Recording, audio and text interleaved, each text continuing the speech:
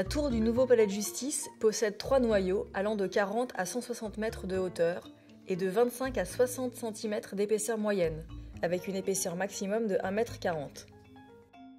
Le noyau bas est réalisé de manière traditionnelle en voile banchée, niveau par niveau, en même temps que la construction des planchers.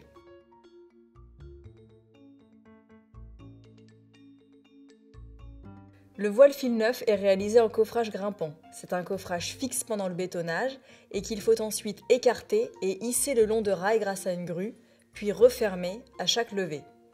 La réalisation des planchers est décalée de 3 niveaux. Les 2 noyaux hauts sont réalisés en coffrage glissant par la société Glidebow. Il n'y a plus de cycle de coffrage-décoffrage, le ferraillage et le béton sont mis en œuvre simultanément. La rapidité s'en trouve accrue, avec une cadence d'environ 20 cm/h jour et nuit. Dans le cas du Palais de justice de Paris, pour des raisons de fermeture de centrales à béton la nuit, le glissement ne s'effectue que durant les 8 heures de la journée et en semaine.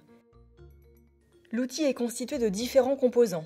D'abord des chevalets tous les 1,45 m environ, qui prennent appui sur les barres à vérins métalliques de 25 mm de diamètre.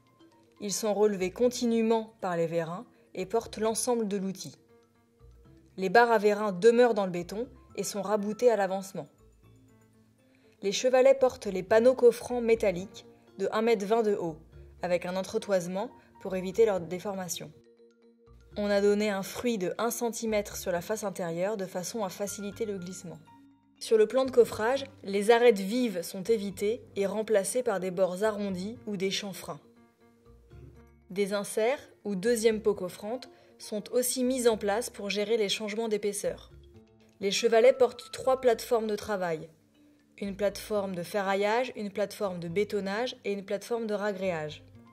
Depuis la plateforme de travail supérieure, on enfile les aciers verticaux limités à 6 mètres de long. Afin d'avoir le temps de ferrailler alors que le coffrage monte, les équipes ferraillent une première zone, puis une seconde qui a des recouvrements plus hauts et ainsi de suite.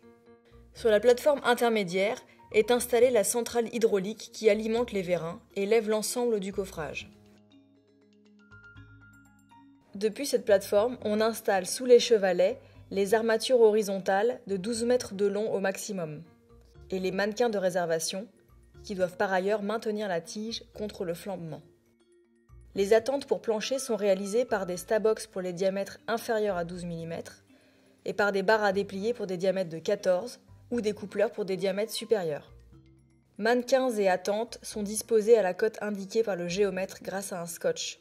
Ce sont les niveaux compensés N2, c'est-à-dire les niveaux qui dans 20 ans, après construction et fluage, seront au niveau théorique N0 du projet. C'est depuis cette plateforme intermédiaire que l'on effectue le bétonnage par un mât de pompage et une manche de bétonnage, en commençant par les voiles périphériques les plus épais, jusqu'à 60 cm, puis les voiles intérieures plus minces, le minimum étant fixé à 25 cm pour enrober les tiges de vérin. Enfin, sur la plateforme basse, appelée plateforme de ragréage, on effectue les finitions des voiles décoffrées.